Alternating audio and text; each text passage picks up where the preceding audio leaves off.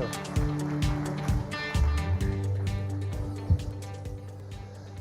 Early on, at a young age, I knew I wanted to work for an investment firm.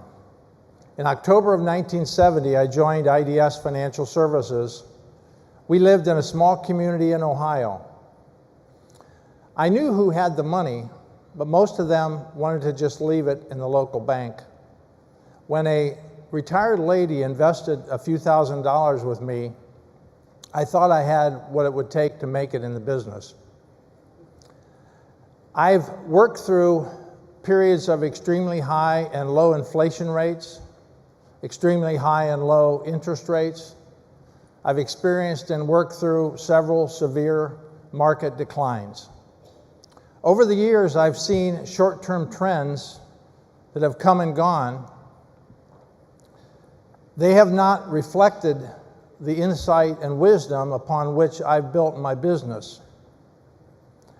I built my business on basic truths that have stood the test of time.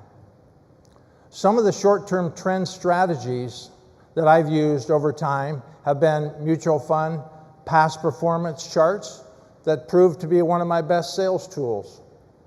I've used products that have helped people protect against loss for their clients.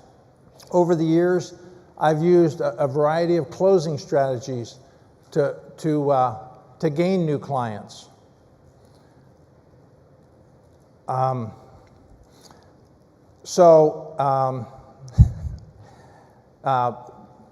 have worked through over the time, I've seen these trends come and go because they have not stood the test of time.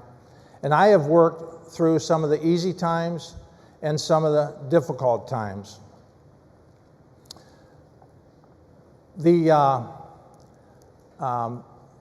My wife, Bee, and I work together in our business, and we have achieved balance in our life. We are very happy, and business is great. We all want to achieve good practices. We all want to achieve satisfying personal lifestyles. We all want to, we've all experienced career short-term trends through our careers. We all want to have good client relationships, and we want to do things right. I'm going to share with you today 3 basic truths that have been true for the last 47 years, are true today, and I think will be true for the next 47 years. They revolve around initiating client communication, developing deeper and stronger relationships with clients, and building a culture of integrity throughout our practice. It's important for all advisors to know these truths, no matter how long or short you've been in the business. And I can tell you, I'm as excited to help clients today as I was in 1970. Truth number 1, personal client communication starts with you. Initiating client communication is essential to our business.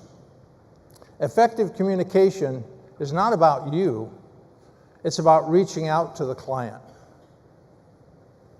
We call our best clients once a quarter, unless they prefer a longer time frame. Our firm has ongoing, regular electronic communication, but I'm talking about you reaching out to your clients and talking to them. I'm talking about reaching out when they're experiencing difficulty, when they're experiencing success, and just to reach out periodically. I can tell you that one of the best times to reach out and make that extra call is when money is in motion. When clients' money is in motion from one firm to another, or in today's world, from one type of portfolio to another, that's when their stress level is at the highest. Last Thursday, I called a client to reassure her that her 2 portfolios were in fact moving in a timely manner and in good order. She said, "Jim, thank you so much for that call. I really appreciate it. I was going to call your office because I have questions about some of the mail that we're receiving." So the point is that initiating client communication is our job, because in most cases, the clients will not call us. When we make that additional phone call, we will always learn something from the client that we did not know before.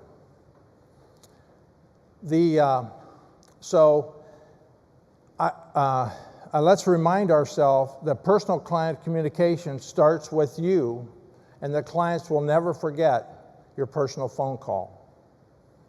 Truth number 2, deeper client relationships are the heartbeat of your business. Clients still do not care how much you know until they know how much you care. Developing deeper client relationships is something that we need to work on. Deeper client relationships does not mean spending more time with the clients. It means asking the right questions to better solve their problems. As an example, if I'm working with a client that's transitioning into retirement, I will ask, "How do you feel about the upcoming change? What additional information do you need to make the change? Who else will be affected by the change?"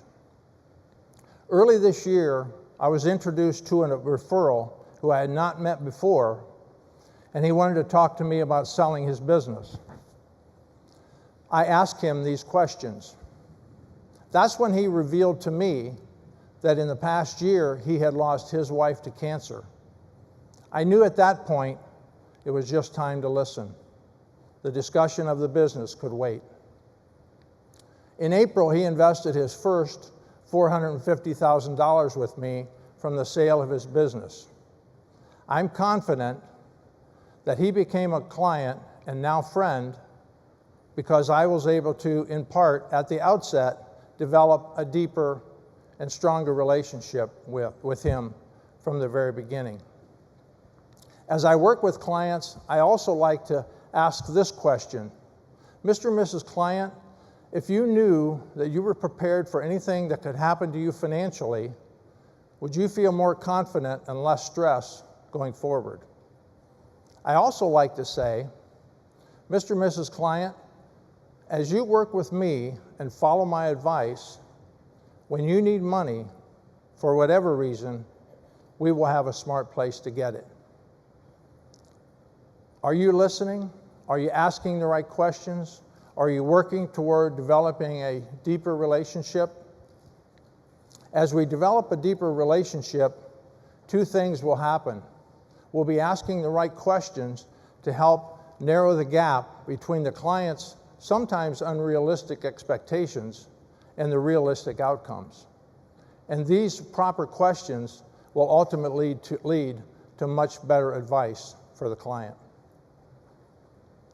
Remember, clients do not care how much you know until they know how much you care. Truth number 3, integrity is the foundation of your business. You are the person everyone is looking to as the example. Everyone is watching you. They're watching how you treat others. They're listening to what you say to others. They're listening to what you say about others. Are you the beacon of integrity within your practice? Do you know what's in bounds and out of bounds within your practice? Does your staff always know what's right and what's wrong? An advisor can create an integrity gap if not careful. And if an advisor sacrifices his or her activity, it's usually as a result of a series of small, poor choices that ultimately lead to big, bad choices. We try to check the level of integrity in our firm. We have regular staff meetings with staff and partners, and we discuss our concerns and our processes. Our Redtail CRM management system is open to all advisors and partners. Our client information is open to partners, is open to the team so that we can better effect client service in an immediate, timely, and quality manner for our clients. We strive to do what we say we're going to do, when we say we're going to do it, and in a manner in which it's supposed to be done. If you're not sure that your practice has the appropriate level of integrity, ask yourself this question: would you be comfortable sharing your business practices with regulators and your peers? From time to time, we need to check and make sure that through integrity, we're putting the interest of our clients first. Remember, you are the one everyone is looking to for the example. Do you realize how important we are to our clients? We are the advisors for the wealth of the most productive people in the world. We are the ones who brought them through the abyss of 2008 and 2009. They are looking for our relationships and our communication now as much as ever. In summary, what I've shared with you are three truths that have been true for the past 47 years, are true now, and I think will be true for the next 47 years.